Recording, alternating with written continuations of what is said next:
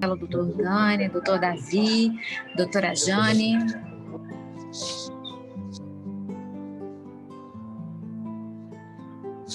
Bom dia, Elisângela. Bom dia.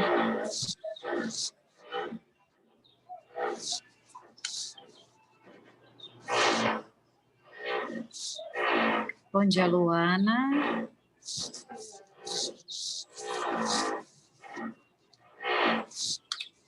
Bom dia, meninas.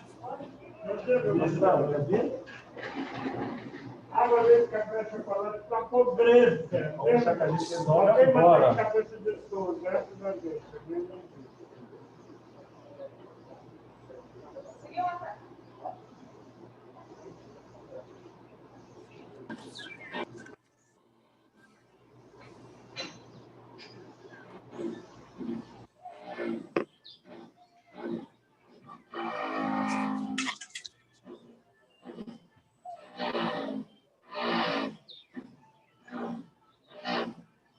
Mais alunos chegavam.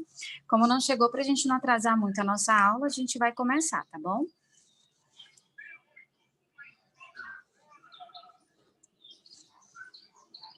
Deixa eu esperar só ligarem as câmeras.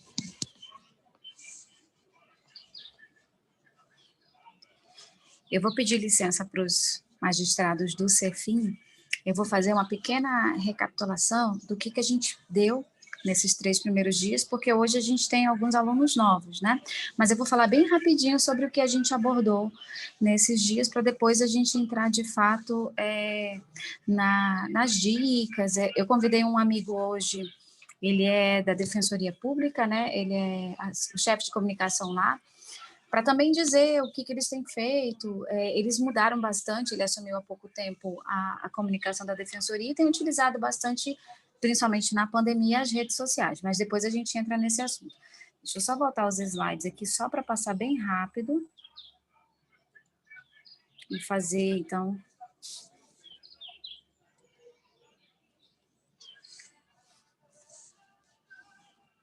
Cláudio, eu não sei se a minha tela está aparecendo aqui com slide. Acho que não, né?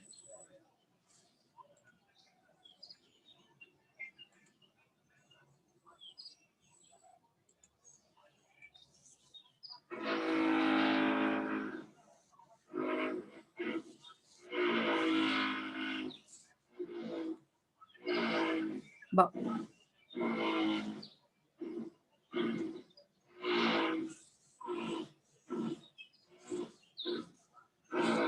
Tá todo mundo me ouvindo bem aí?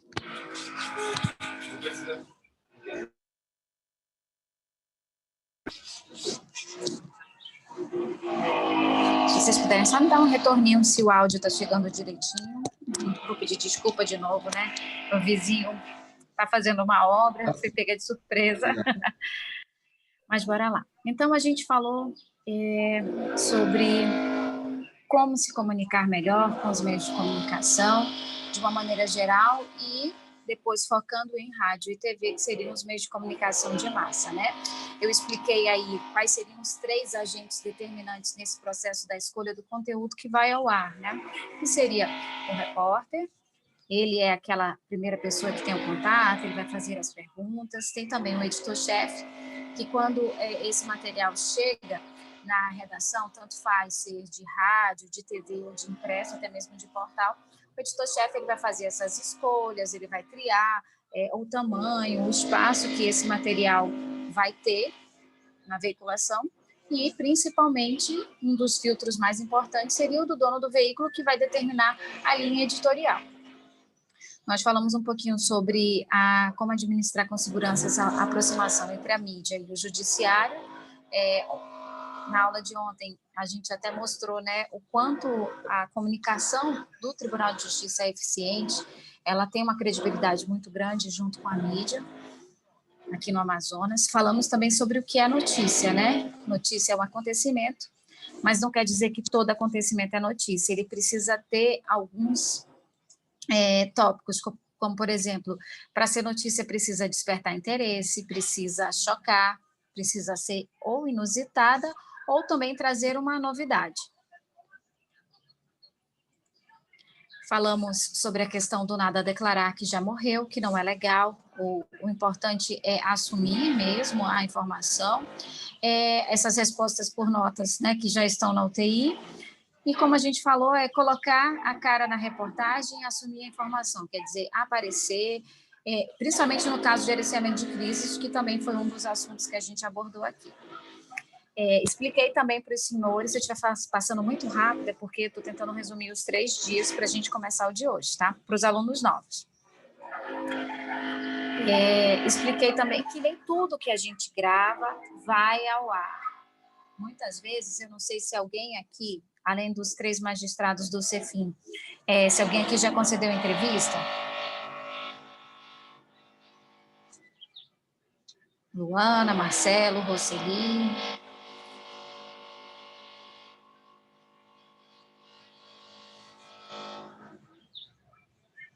Bom, o tempo, como eu expliquei, ele é restrito. Então, às vezes, o entrevistado ele tem a sensação de que, poxa, eu falei tanto e na minha matéria só entrou 15, 20 segundos. É porque tempo é dinheiro, então, na edição, aquele excesso ele é cortado. Pode ser cortado também quando o entrevistado tem uma linguagem muito prolixa, ou ele não consegue explicar aquele assunto e acaba saindo do assunto, vai para uma outra, está falando sobre A, vai para B, vai para C, depois volta para o A. Então, na hora de ir para a ilha de edição, esse material também é cortado. Falamos sobre as pressões e os critérios que o jornalista enfrenta, né?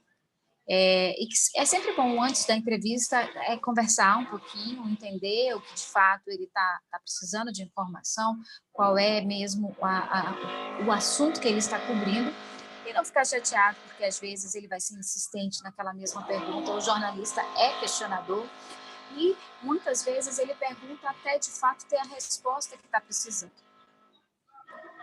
Falamos sobre o deadline, que é o jornalista correndo aí contra o tempo, quando ele entra na jornada de trabalho dele, ele já está correndo contra o tempo para entregar o material, ele tem um programa de TV, de rádio, ou até mesmo a matéria que vai ocupar um espaço no jornal impresso, então ele tem tempo para entregar esse material. A gente até fez aquela comparação entre o tempo do jornalista, o tempo da comunicação e o tempo do direito, né? O tempo do jornalista, ele precisa para hoje a informação. Se não der a informação, vai ficar de fora da notícia, vai ficar de fora da matéria. Mas o tempo do direito é diferente. O tempo do direito são prazos um pouco maiores. Até ontem, na dica, naquele bate-papo, que foi a conversa de ontem, né, foi explicado que, às vezes, dependendo da informação, a gente sempre fala, né, a comunicação é estratégica. Às vezes você não pode falar muita coisa, mas dê um mínimo de informação, fale um pouco, mas fale, para que você não fique de fora, não perca esse espaço.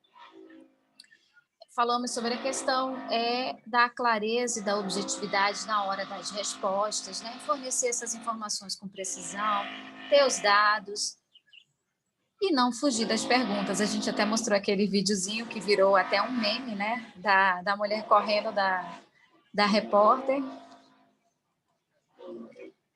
E também destacamos essa importância, né? O que você disser vai ficar gravado, principalmente nesse período de internet, nessa nova época que vivemos. Ou seja, se você falou uma coisa e no outro dia você for desmentir aquela coisa, vai ficar complicado, porque o que você falou está gravado. Falamos também um pouquinho sobre a ansiedade, é normal, essa reação de defesa do nosso corpo, não só a pessoa que está dando entrevista também fica ansioso, como o próprio jornalista também passa por isso, às vezes erra, às vezes gagueja, faz parte, é normal, a gente precisa só ter esse controle. E da vantagem que o entrevistado sempre tem, porque ele, mais do que ninguém, é o conhecedor daquele assunto. Então, tire proveito dessa situação. O jornalista, quando for conversar com os senhores, quem é o conhecedor do direito? São os senhores. Então, tire esse proveito até para perder um pouco aquele medo, o nervosismo, né? Então, use esse conhecimento que os senhores têm a favor na hora de conceder a entrevista.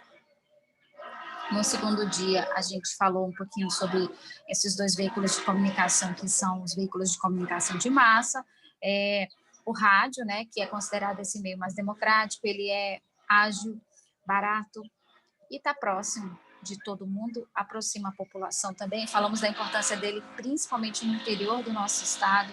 É uma realidade ainda muito grande da utilização das rádios. Eu mostrei aqui algumas das principais emissoras de rádio aqui da capital. A gente também falou muito sobre isso durante essa nossa conversa nesses 3 dias, ao longo do curso, que praticamente a base da imprensa aqui no Amazonas se concentra na capital. São alguns municípios polos, um pouquinho mais desenvolvidos e perto aqui da região metropolitana, que às vezes tem uma emissora de rádio ou uma retransmissora de uma emissora de TV e alguns portais também, mas não é a realidade do interior em si. A questão da televisão, nós destacamos aqui também, que ela é ágil, ela é acessível e ela passa essa credibilidade. A gente fala muito, eu só acredito vendo, e a televisão ela consegue unir isso. Diferente do rádio, que só tem um som, a TV vem com o som e com a imagem, então ela passa ainda mais credibilidade. Mostrei as principais emissoras, os principais programas, telejornais que nós temos aqui. Pincelei com os senhores também sobre os principais formatos de entrevista, né, e o tempo em média que cada um dura. Por exemplo, os links ao vivo tanto faz para rádio ou para TV, em média são 2 minutos, pode ser a mais, pode ser a menos, mas é em média o tempo. Falamos sobre as sonoras nas matérias, que é aquela situação, poxa, eu gravei tanto e só entrou 15, 20 segundos. Esse é um tempo padrão mesmo na hora da edição.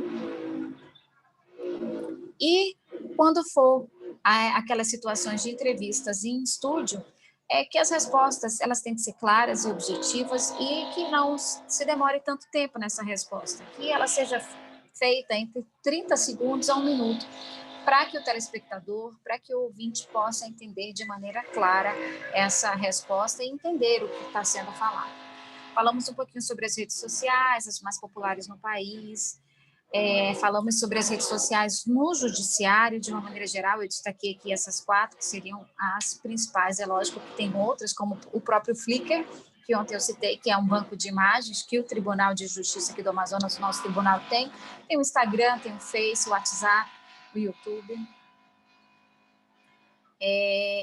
Comentamos também sobre essa questão do WhatsApp ser uma fonte de informação. As pessoas têm utilizado muito o WhatsApp, até mesmo para o trabalho, né? Ele começou sendo utilizado para conversas, mas hoje em dia o WhatsApp serve até para o trabalho.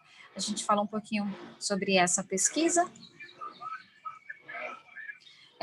Falamos sobre o uso das redes sociais, pegando um pouquinho aquele caso que saiu na mídia da jovem Mariana Ferrer. Nós não entramos na questão do mérito do julgamento, não é isso aqui que a gente quer falar, apenas a questão de como, às vezes, um posicionamento, uma opinião que os senhores colocam nas redes sociais, o jornalista vai lá, pega e isso vira matéria. Foi o que aconteceu, por exemplo, com essa opinião que o ministro Gilmar Mendes acabou colocando nas redes sociais dele, um pouquinho depois daquele site Intercept vazar aquele trecho da audiência da Mariana e alguns outros documentos, né? Então ele fez aí um comentário na rede social pessoal dele, no Twitter dele.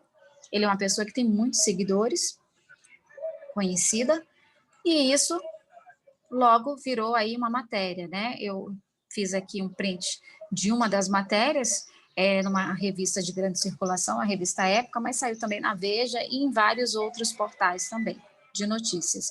E aí já usa, né? Gilmar Mendes diz que o influencer foi vítima de tortura, humilhação e audiência. Quer dizer, eles pegaram aquela opinião, aquilo que ele colocou na rede social dele e já colocaram como se fosse a fala dele. Então, tem jornalista que fica de olho mesmo na rede social para dali estar pescando e pegar conteúdo, informação para fazer matéria, né? Falamos sobre o gerenciamento de crise, como a gente deve fazer, o quão é difícil, né, criar, às vezes, administrar essas situações. A gente demora, às vezes, tanto tempo para criar aí uma reputação, para ter aquela credibilidade, e o tempo é tão curto na hora de destruir, às vezes é o tempo só de uma matéria num jornal, por exemplo, que é 1 minuto e 30 segundos, às vezes, né? Então, demora-se tanto tempo para construir boas reputações, bons relacionamentos, principalmente mídia e judiciário, e às vezes uma matéria tenta aí destruir ou manchar mesmo a imagem.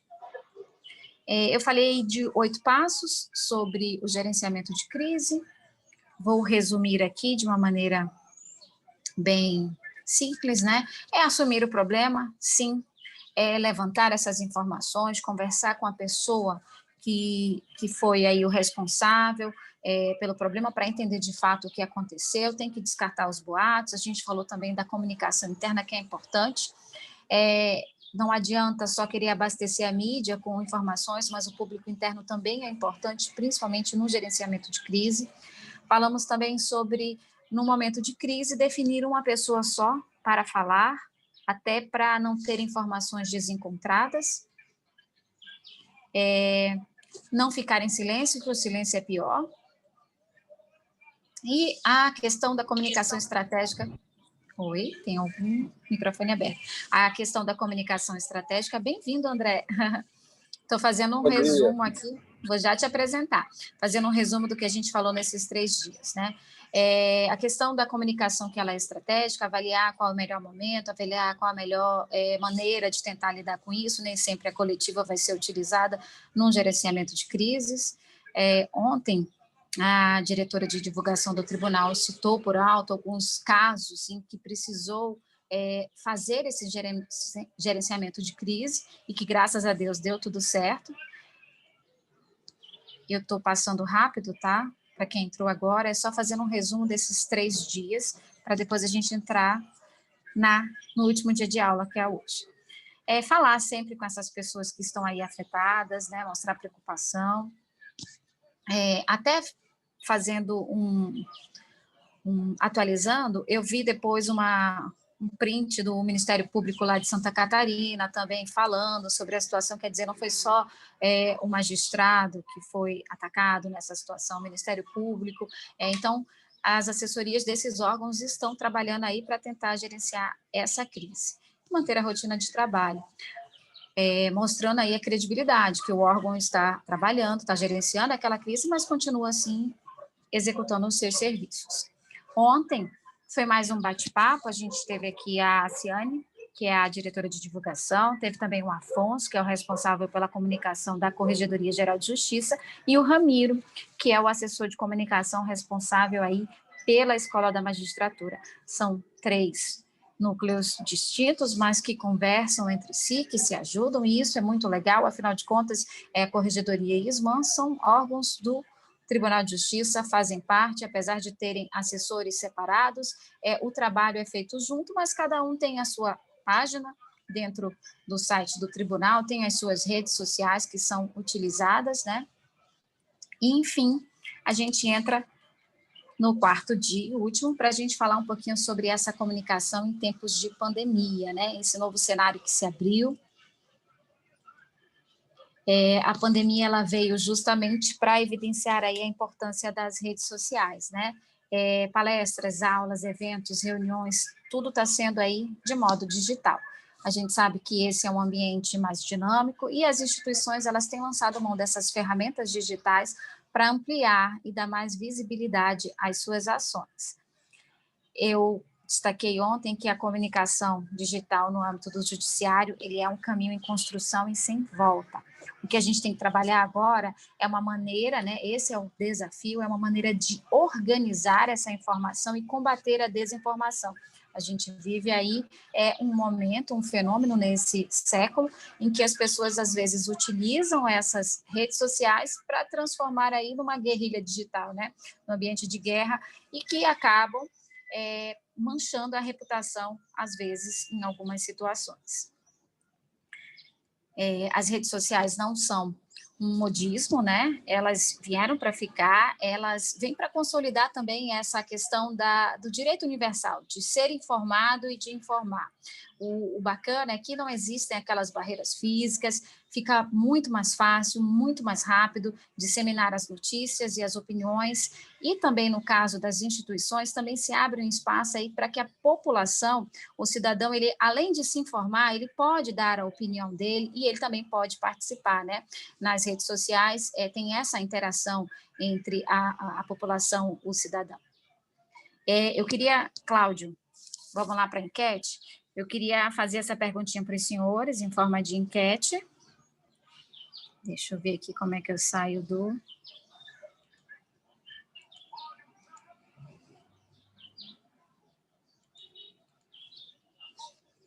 Pedi um help aqui para o Cláudio. Cláudio Cavalcante.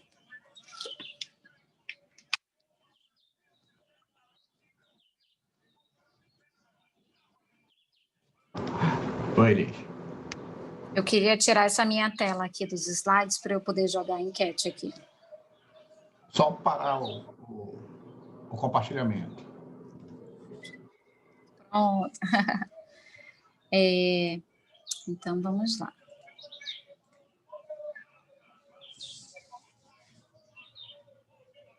Eu não sei se está aparecendo aí para os senhores. Uma enquete. Assim. Eu queria que, se os senhores pode responder sem medo, a gente vai aqui...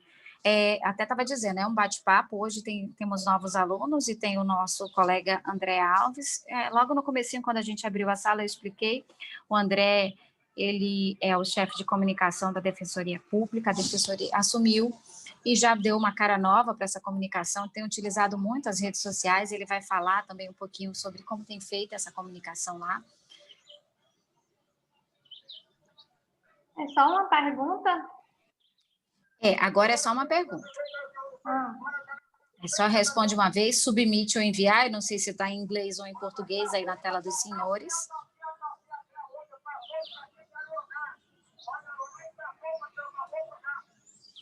Eu vou já fechar aqui a votação.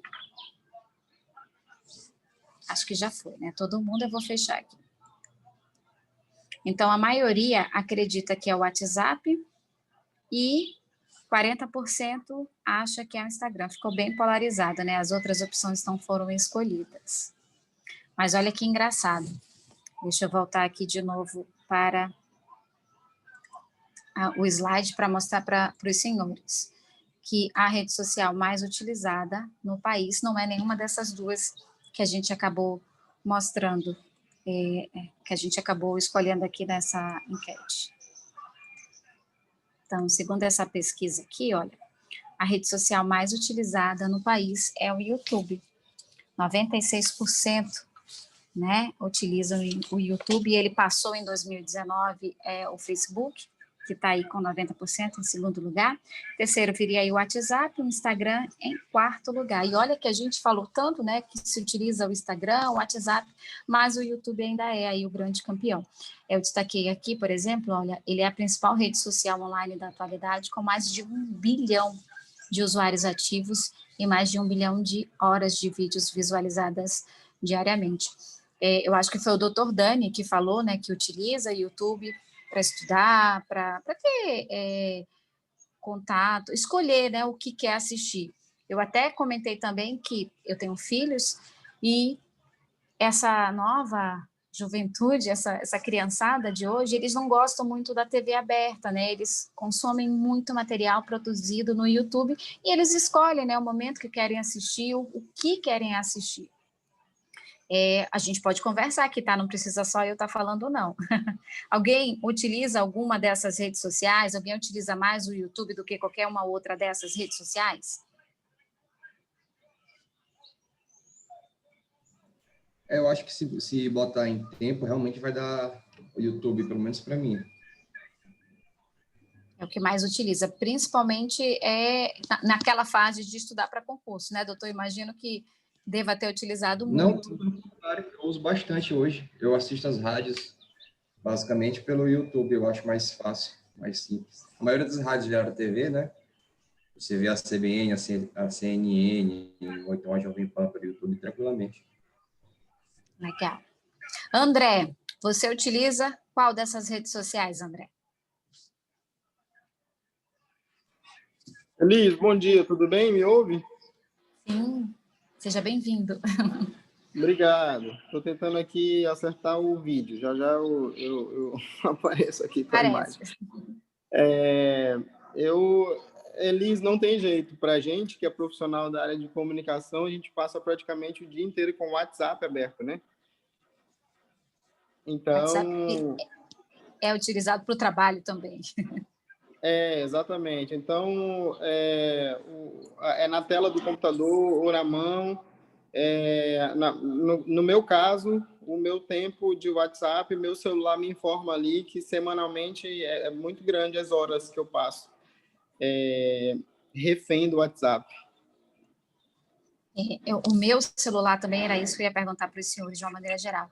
Ele me mostra assim quanto tempo eu gasto, né, com o celular, tanto na rede social ou trabalhando, porque como jornalista, muitas vezes na rua a gente escreve o texto no celular. Eu uso muito bloco de notas e dali eu já envio meu texto via e-mail ou para o WhatsApp do editor de texto que vai lá corrigir meu texto, da pessoa que, né, tem que fazer aquela aprovação. Então, o WhatsApp ele é uma ferramenta de trabalho mesmo. Exatamente. Bom, agora a gente vai para a rede social mais utilizada no mundo. Né? Deixa eu botar aqui de novo a enquete.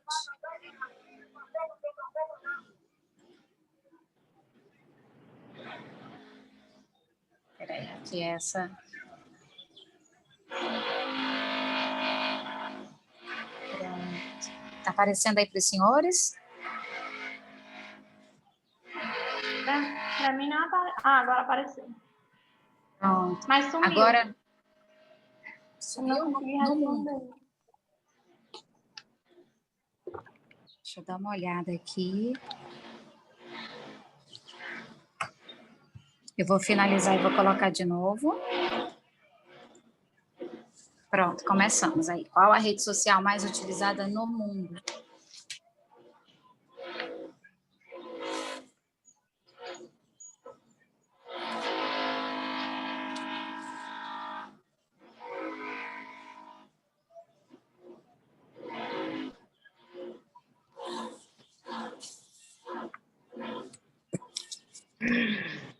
Minha solidariedade, Elis, com o seu vizinho aí, viu? Tá ouvindo, né, amigo? Estava tranquilo a semana passada, mas aí começou essa semana a obra.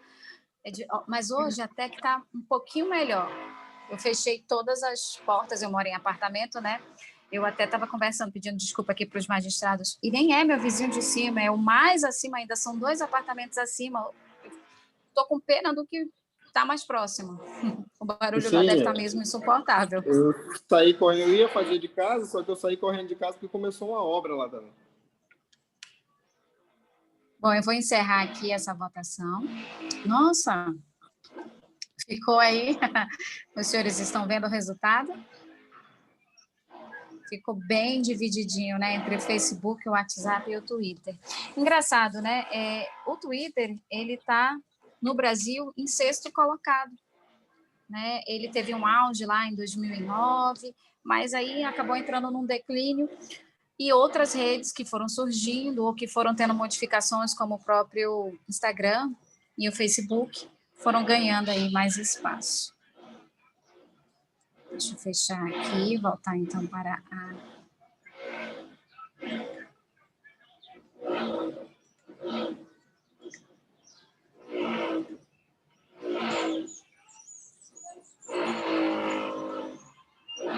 para a apresentação.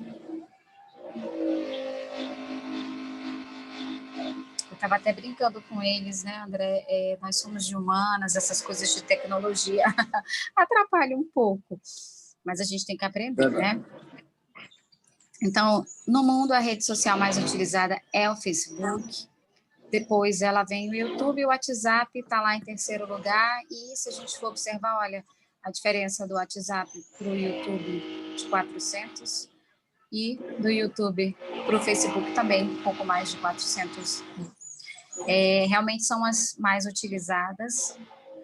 Agora, eu fiquei chocada foi com isso. Essa pesquisa, tá? Depois, se os senhores quiserem, eu posso mandar aí. Quanto tempo o brasileiro utiliza em média na internet? Eu nem vou botar enquete aqui, não. Vamos conversar aqui mesmo. Quanto tempo os senhores acham que o brasileiro utiliza em média na internet? É muito tempo. Só para ter uma ideia, nós somos o terceiro país que mais utiliza por dia a internet. Alguém arrisca aí algum palpite? Quantas horas? Quanto? 10 horas. 8. Quase. 16. 10. Não, já passou. Deixa eu mostrar aqui, então, dessa mesma pesquisa. Olha só.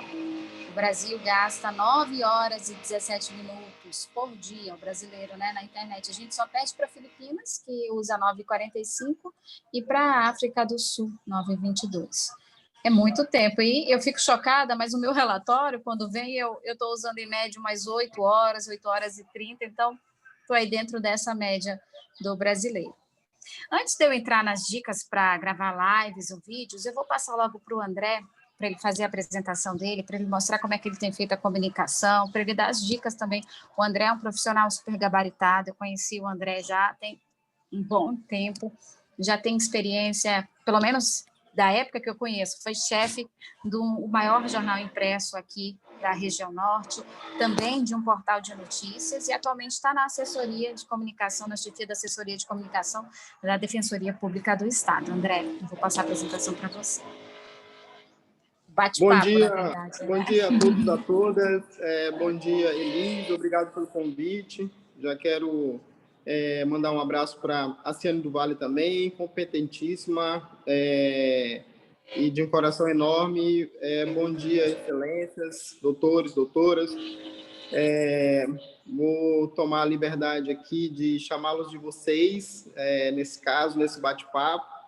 Eu estou vendo aqui doutora Luana, Davi, né? Janeline, Roseli. Roseli, é isso mesmo, Roseli? Roseli. Roseli, beleza. Enfim, vamos bater esse bate-papo aqui, essa conversa que para mim é muito interessante a respeito de comunicação, jornalismo, redes sociais. Vocês, obviamente, interrompem e fazem perguntas ou considerações um momento que acharem oportuno. Eu estava ouvindo a Elis conversando com vocês agora, inicialmente, e ela falou uma frase interessante, que as redes sociais não é modismo, né? Não, isso passou. Teve uma época que a gente acreditou que as redes sociais eram para pessoas que queriam aparecer simplesmente, as redes sociais eram para gente que queria simplesmente uma curtida, ou queria causar, ou no termo mais recente, essa pessoa simplesmente ela queria lacrar nas redes sociais, e isso já passou. Como a Elis colocou ainda há pouco, esse tempo que o brasileiro gasta nas redes sociais, de mais de 9 horas, nós realmente somos um dos países que mais gasta tempo nas redes sociais, está comprovado pelas pesquisas, e as instituições como o Tribunal de Justiça, assim como faz a Defensoria Pública, o Ministério Público e várias outras, necessariamente precisam aproveitar esse espaço para repassar serviços e informações, porque as pessoas também estão utilizando as redes sociais para isso. Não é simplesmente para olhar a vida do Neymar, da Xuxa, nem para postar memes, necessariamente. As pessoas estão procurando as redes sociais para obter serviços e informação de qualidade. E uma coisa que a gente já percebeu ao longo desses meses, dos anos, faz 2 anos que eu estou aqui na Defensoria Pública, é que nós estamos vivendo uma crise de autoridade, de credibilidade mesmo nas redes sociais, no mundo das redes sociais. E mais do que nunca, nós precisamos de autoridade como vocês para dar sustentação às informações que são postadas. Vocês podem reparar, por exemplo, se vocês estiverem assistindo ali a Globo News, a CNN, eles sempre chamam um comentarista, não é mesmo? Para sustentar uma fala, para dar uma opinião econômica, e alguns se especializam nisso, né? Para dar um pouco mais de credibilidade ou explicar algumas coisas para aquele telespectador, para o ouvinte, no caso de rádio. Eu vi aqui alguém falando que escuta muito a rádio pelo YouTube, né? É curioso isso. Os tempos realmente mudaram, né? A gente vê a rádio hoje. Então, por que as grandes emissoras fazem isso? Por que elas se utilizam do comentarista, né? Por que tem o Casagrande comentando o jogo de futebol? Por que tem a Miriam Leitão falando da economia? Porque é uma forma de dar um pouco mais de sustentação e credibilidade para aquela informação que está sendo passada. E todo mundo vai olhar e vai dizer, olha, essa pessoa é experiente, ela sabe do que está falando, elas não estão lá à toa. Então, nessa crise que a gente vive hoje, no mundo recheado de fake news, né? As fake news na eleição americana passada, na última, né, foram republicadas 6 vezes mais do que as notícias de verdade, verdadeiras. Então, assim, por que a gente vive nesse momento de mentira sendo disseminada como coronavírus, né, como vírus? Nós precisamos cada vez mais de autoridades. E, nesse caso, os juízes eles têm uma contribuição muito grande, por causa da confiança que a população tem na profissão, no profissional que vocês são, no judiciário, porque a palavra de um juiz conta muito, vale muito. E isso postado nas redes sociais, um vídeo, uma frase de vocês que estejam, seja prestando serviço, eu sei que vocês têm limitações, tem regras, não podem ficar comentando as próprias decisões, mas há vários espaços que podem ser ocupados nas redes sociais para que vocês consigam dar cada vez mais credibilidade para as informações que são publicadas nos canais do Tribunal de Justiça. E a gente percebe que nós vamos, como assessores, demandar um pouquinho mais de cada um de vocês. Aqui, no caso, são os defensores públicos, aí, os magistrados e magistradas, e isso, às vezes, vai ser uma encheção de paciência, né? de saco, desculpa a expressão. Por quê? Porque, às vezes, a gente vai ficar, como jornalista, insistindo para você gravar o vídeo ou dar uma declaração para que a gente consiga sustentar as nossas informações. É por isso mesmo a importância que vocês têm que ter em mente de que, vez por outra, é claro que não vão ser as mesmas pessoas, os assessores de comunicação vão estar procurando vocês e demandando vocês para que esse conteúdo seja publicado nas redes sociais. E a gente precisa da compreensão de vocês para que o nosso trabalho consiga ser reverberado. Esse é o propósito. É claro que a gente não vai entrar nas redes sociais institucionais numa competição com outras redes, não é isso. Mas as pessoas precisam ter a confiança de que, se eu entrar no Instagram, no YouTube, no Twitter do Tribunal de Justiça, eu vou garantir que aquela informação que eu recebi de um amigo, aquele print, aquele boato, eu vou garantir que aquilo é verdade ou é mentira. A gente tem um exemplo recente, e eu só queria falar só mais um pouquinho a respeito, antes de falar da experiência aqui propriamente dita. A gente tem um exemplo recente a respeito dessa crise que a gente vive em relação à verdade, à mentira e à disseminação de fake news. A gente tem um exemplo muito recente sobre a vacina no Brasil, né? E há vários boatos que se espalham a respeito da vacina. O que as emissoras de televisão e a grande mídia faz para conseguir sustentar aquela informação? Procura um especialista. Então, quem vai falar? É o pesquisador, é o médico, é alguém da área que está desenvolvendo aquele trabalho, porque senão aquilo, se for apenas o repórter falando a respeito daquilo, fica mais uma informação e as pessoas ficam com uma desconfiança, com uma pulga atrás da orelha.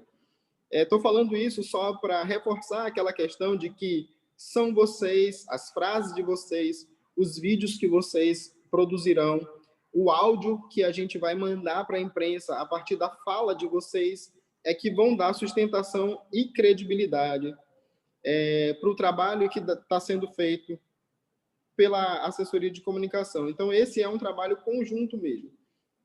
Aqui na Defensoria Pública, a gente, graças a Deus, tem conseguido ocupar alguns espaços exatamente por contar com essa consciência, com a colaboração de defensores que entenderam que nós precisamos divulgar informações e que a participação deles é muito importante. E a primeira compreensão que se teve aqui, eu sei que os tribunais de justiça no Brasil inteiro são um pouquinho mais tradicionais e faz parte do papel da defensoria ser contra-majoritário e, às vezes, até um pouquinho irreverente nas suas redes sociais. Mas a gente conseguiu ocupar alguns espaços que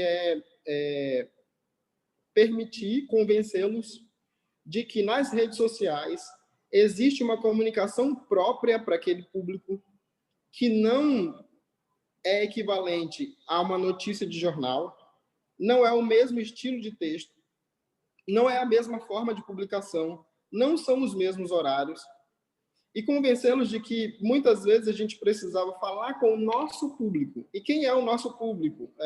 Alguns de vocês, não sei se todos já estão em Manaus aqui há algum tempo, mas o nosso público, o público da Defensoria Pública, em sua maioria, é o público da periferia, ou seja, da Zona Norte e da Zona Leste. E nós precisamos alcançar essas pessoas. E aí, por conta disso, nós iniciamos a fazer um trabalho, um levantamento, para saber quem era o nosso perfil, quem eram os nossos seguidores, a quem a gente queria alcançar e que a gente não queria agradar, massagear o meio jurídico. A gente queria e quer falar com a população. A gente quer ter uma comunicação direta com eles. E isso nos fez utilizar alguns recursos. Um deles é a utilização de memes. É algo incomum, muitas vezes, em instituições públicas, mas a gente conseguiu, através de memes, músicas. Para você ter uma ideia, a gente, na semana passada, a gente publicou uma música de forró, um trechinho, 30 segundos, que fala de uma ligação, de um telefonema, para falar do nosso número, do 129, que é o número que a Defensoria atende a população e faz agendamento. É uma irreverência e tanto. Mas a gente conseguiu, num espaço de 15 meses, sair de 1.000 seguidores para 10 mil seguidores. Por que isso para a gente é importante? Porque a gente sabe que esse eu estou falando do Instagram inicialmente, porque a gente sabe que esse é um canal que as pessoas utilizam para falar com a gente. E elas nos mandam muitas mensagens durante o dia, direto, para tirar dúvida de atendimento, as dúvidas que nós, da comunicação, podemos tirar, a gente não fica entrando na seara do direito. E isso nos facilitou um acesso, e aí a gente começou a criar internamente, dentro da Defensoria, um engajamento. As pessoas começaram a gostar, a sorrir e a compreender que essa comunicação é específica para aquela rede. Nem eu, às vezes, concordo 100% com a minha equipe. Eles, às vezes, precisam me convencer de que aquilo é relevante, de que aquilo é importante e de que a gente vai alcançar o público que a gente quer. A gente tem consciência de que não pode exagerar nas redes sociais, que a gente não pode utilizar o recurso de meme o tempo inteiro, porque isso se torna, às vezes, enjoativo e desrespeitoso. Você faz isso 2 vezes por mês, que o nosso foco é dar informação para as pessoas, serviço, prestar serviço, é isso que as pessoas querem, e que as redes sociais têm um horário específico de publicação, tem um público específico, e que muitas vezes, por exemplo, a gente escolhe publicar uma boa parte do nosso conteúdo às 20 horas, por exemplo, porque a gente sabe que aquele horário é o horário de maior audiência do Instagram. Eu ia te cortar só um minutinho, André. A gente pode estar fazendo perguntas, questionamentos, e é justamente isso que eu ia falar. É da linguagem diferenciada, né? A gente já tem uma linguagem diferenciada para rádio, para TV, para o impresso, e a rede social, cada rede social tem uma linguagem diferente. Tem até a arte gráfica que vocês utilizam, feita pelo designer, ela é específica, por exemplo, tem a do YouTube, tem a do Facebook, tem a do Instagram. A comunicação, quando a gente fala que ela é estratégica, é isso, porque ela vai estudar qual é a melhor maneira de chegar ao público, de passar a informação. A gente está falando aqui muito do uso da comunicação institucional, né? Levar as informações das ações feitas pelo órgão para a população e também divulgar aí para os outros magistrados, para os outros defensores, por exemplo, de outros estados. A gente até brinca, né, que tudo, nada se cria, tudo se copia, a gente melhora. Você estava falando nessa situação aí dos memes, em 2019, eu participei, ou foi 2018, eu não lembro agora, de um encontro dos assessores de comunicação do Poder Judiciário. E tinha assessor de todo lugar do Brasil, de vários órgãos. E uma das campanhas vencedoras nesse ano, nesse prêmio, foi do TCE. E eles usaram Game of the Throne para fazer toda personagens, cenário, para poder passar as informações. Aí, quando você falou essa história do meme, de usar isso, quer dizer, é lógico que com muito cuidado, que com muito estudo, porque ainda é uma linguagem muito nova até para a gente que é da comunicação, né, André? Você tem uma ideia? Um dos nossos memes mais curtidos foi... a gente usou eu não sei se todos conhecem, eu não conhecia, é por isso que eu estou dizendo para vocês que, assim, a gente tem um mídia social aqui, e ele faz todas as pesquisas do que está em grande audiência, se tem um meme do momento, e que isso consiga encaixar com alguns serviços que a gente queira prestar. E há um tempo atrás, tinha uma música que se tornou muito sucesso, que foi Brota no Bailão. E a gente fez um meme. Era uma foto de atendimento e a gente colocou Brota na Defensoria. E no texto dizia, você pode buscar atendimento de 8 às 14, as unidades são tais, isso e aquilo e tal, prestamos o serviço. E a repercussão foi, assim, gigantesca. Eu não imaginava que seria. Só que antes, quando eles produziram o Brota na Defensoria, eu fui pedir explicação, né? Eu queria saber o que era, do que se tratava. E aí eu fui assistir o vídeo, fui conhecer porque nem todos... o que eu estou compartilhando com vocês é que não necessariamente nós que eu digo com idade de 38 anos... que não faz parte de uma geração que está absolutamente focada nas redes sociais, nós vamos compreender no todo essa linguagem e essas expressões, mas eu vou confiar que é o melhor. E eu aprendi a confiar que é o melhor para prestar o serviço para as pessoas. E isso nos deu uma repercussão importante, bacana. É óbvio que a gente tem crítica aqui e acolá, e como eu disse para vocês, não é uma intenção ser chulo, exagerar nesse tipo de recurso. É preciso ter uma medida, é preciso ter um limite. E a gente precisa usar das métricas das redes sociais para conseguir compreender se aquele público está sendo alcançado. E se, no final, o serviço que você queria prestar, a informação que você queria dar, ela foi dada. Esse é o propósito. O propósito não é aparecer de qualquer modo, o propósito não é querer ser apenas engraçadinho.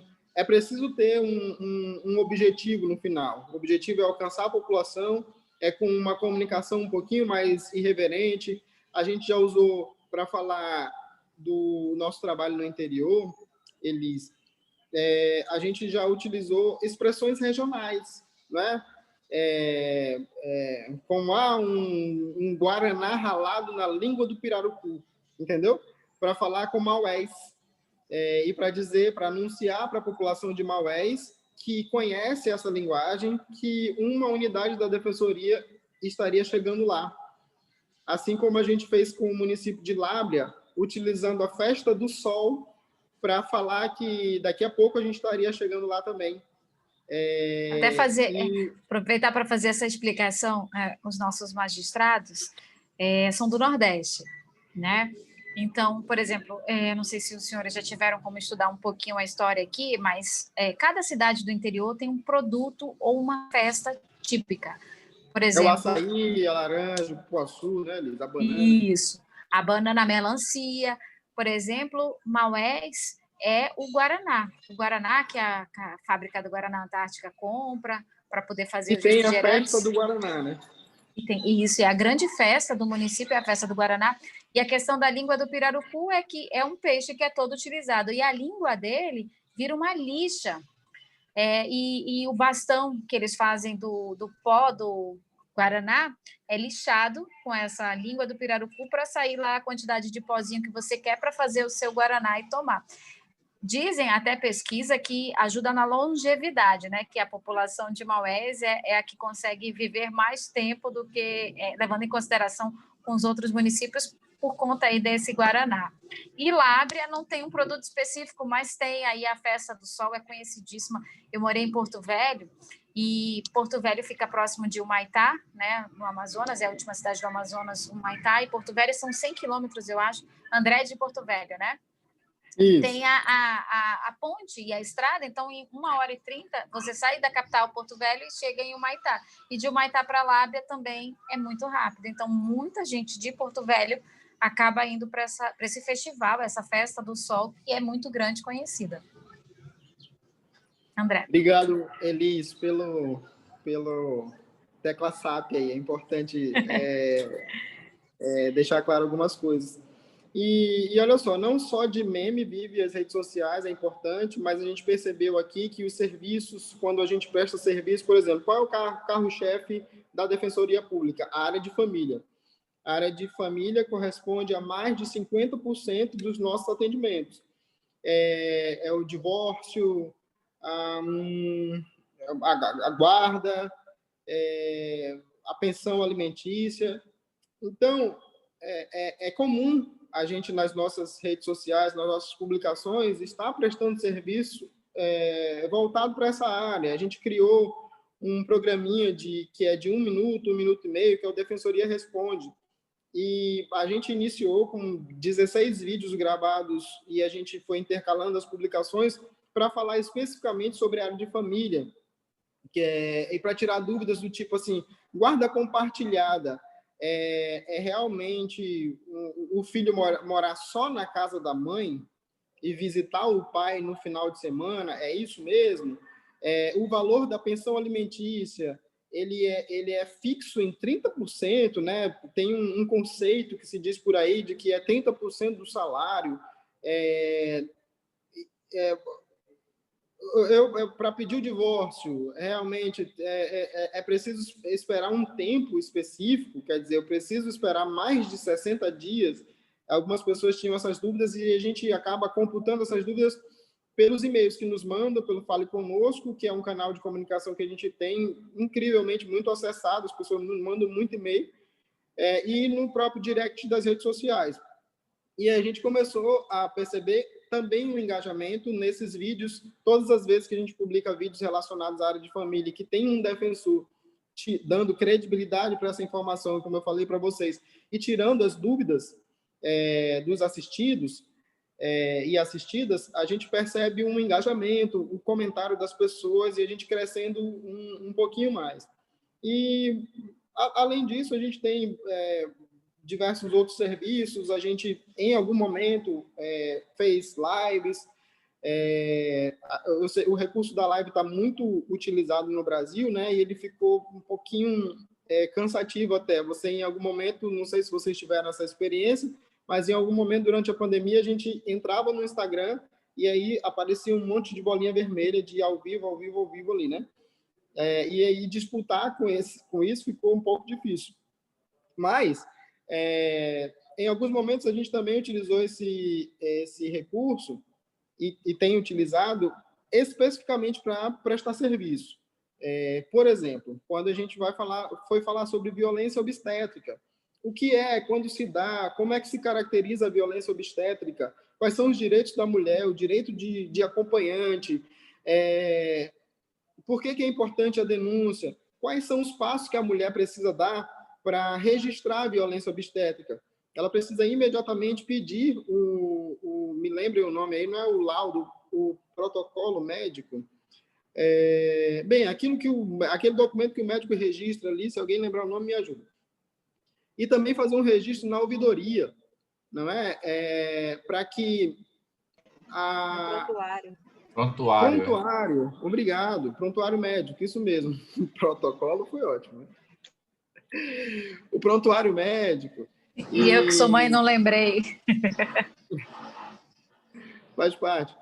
E fazer um registro na ouvidoria, quer dizer, esse é o tipo de serviço que a mulher precisa ter, né? Às vezes não. Para a mulher, aquele é um momento mais do que especial, e a mulher precisa estar consciente ali dos seus direitos, precisa ter o direito de acompanhante garantido, precisa saber o que a legislação diz. E a gente percebe que todas as vezes que a gente faz lives voltado para isso, para o serviço, no final das contas, a gente, quando vai escolher temas para postagens ou para falar com o internauta por meio de lives, a gente discute e sempre se pergunta no final, e daí? O que é que quem está assistindo vai ganhar com isso? O que vai acrescentar na vida dele?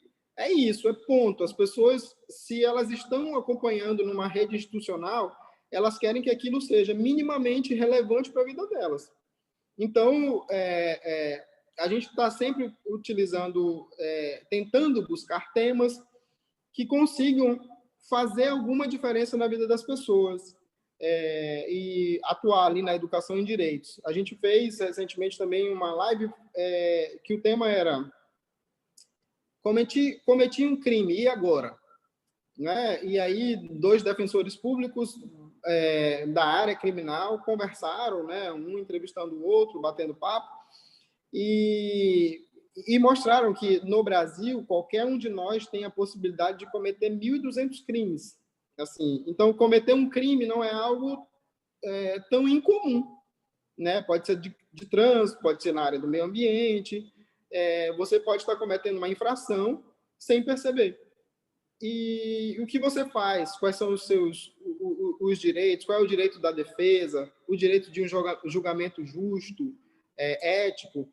E isso também foi importante e impactante. E teve uma outra live nesse campo da irreverência que a gente fez recentemente, que era Juramento do Dedinho. Tem uma música de muito sucesso que fala vamos fazer o juramento do dedinho, né? E o tal do juramento do dedinho enfim, vamos morar junto. E aí, a gente vai morar junto e isso me dá algum direito 6 meses depois? Como é que eu posso fazer para garantir que aquilo é uma união estável e não só o juramento do dedinho, sabe?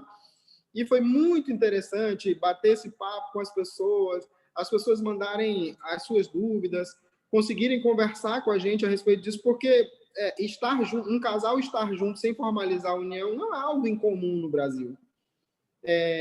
E a gente percebe que consegue se aproximar do nosso público. Volto a dizer, eu sei que eu acredito que mais lá na frente os tribunais no Brasil inteiro que são, por natureza, tradicionais, eu compreendo isso, faz parte da instituição de manter essa seriedade, a isenção, faz parte do protocolo, né? Mas eu também acredito que os novos magistrados, eu assisti um curso aí na ESMAN com vários magistrados dando palestras, e eles falando que um dos objetivos do tribunal é se aproximar cada vez mais da população. é chamar a população para perto, para o seu lado, é dizer que são parceiros, são amigos, não estão distantes. E eu acho isso uma iniciativa sensacional, maravilhosa, porque eu, como cidadão, quero, e eu sei que a população também quer, por trabalhar aqui na Defensoria, estar cada vez mais próximo do Poder Judiciário, e a comunicação é uma ferramenta importantíssima, é um elo que vai fazer realmente essa ponte entre magistrados e magistradas e a população, que vai aproximar, que vai conseguir dar o recado, que vai conseguir prestar o serviço. E é por isso é importante vocês compreenderem aquilo que eu falei no início. Às vezes é uma encheção de paciência quando o assessor de comunicação enviar para vocês o texto para revisar, porque a gente não quer que tenha erro. Pedir o áudio. Por favor, dá para mandar o áudio aí. A gente precisa mandar essa informação para a imprensa, dentro dos limites que vocês puderem. A gente, da área de comunicação, da assessoria de comunicação, precisa dessa compreensão. E o vídeo também é importante. E por que eu estou tocando nesse assunto? Vou passar para o segundo ponto. Estava falando das redes sociais.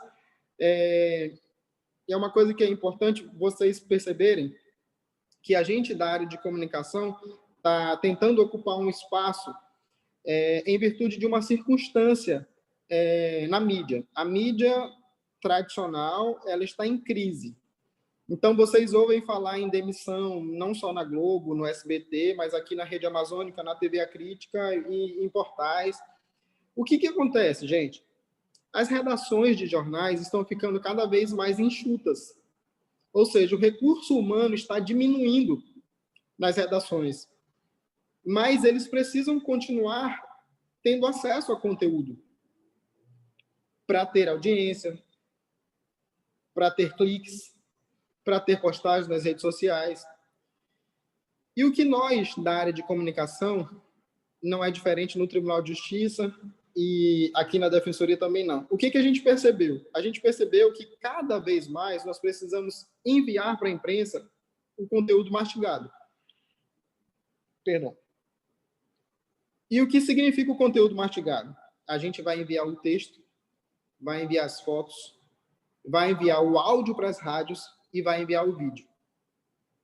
Não é nada incomum que, depois que a gente faz esse trabalho, a imprensa sequer entre em contato com a gente. Daqui a pouco a gente está vendo no Jornal do Amazonas, no Jornal da TV A Crítica, no Jornal da Band, o vídeo que a gente enviou do defensor, porque a produção das TVs e dos jornais ela está tão sobrecarregada que, se nós da assessoria de imprensa entregarmos para ele um conteúdo sério, relevante e fechadinho, completo, com o vídeo, ou seja, com a sonora do magistrado, falando sobre aquele conteúdo, com áudio, com fotos, a gente vai facilitar a vida deles e eles vão nos amar. E por que isso é importante? A gente conta com a colaboração, eu sei que a assessoria do TJ conta com a colaboração de vocês também, porque nós vamos ocupando espaço.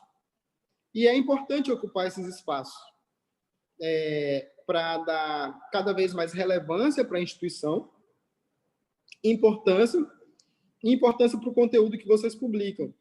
Então, esse momento de crise não é que a gente esteja se aproveitando dele. Nós estamos compreendendo o momento em que a mídia está passando e está cada vez mais raro que as equipes de TV estão diminuindo e que elas fiquem entrevistando pessoalmente as pessoas. Vocês repararam, inclusive na pandemia, as emissoras de TV se aproveitaram disso para começar a ter vídeo pelo celular, né? E nós precisamos ocupar esses espaços. O sistema de justiça como um todo, quando eu digo nós.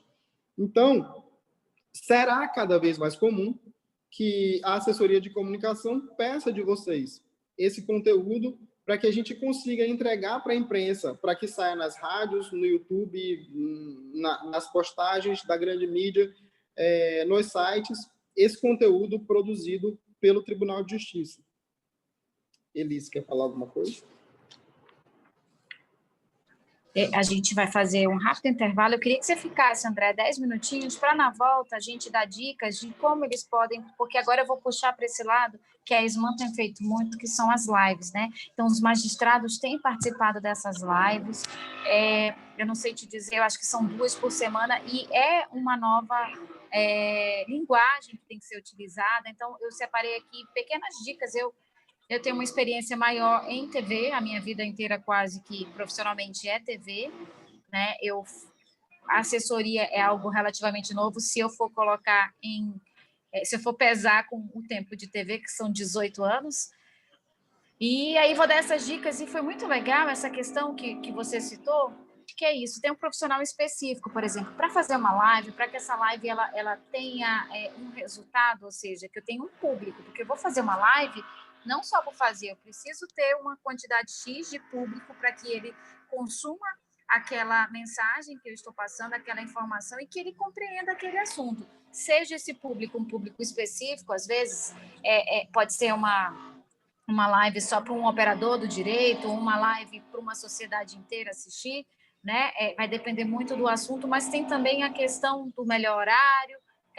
Cada mídia dessa, cada rede social, existe uma métrica, ou seja, fazer live no Instagram é de um jeito, fazer no Facebook é um outro horário, quer dizer, às vezes você quer fazer live usando as 3 redes ao mesmo tempo, mas cada uma tem um horário de consumo específico, um dia certo para se fazer essas postagens. Existe um estudo sobre isso, né, André?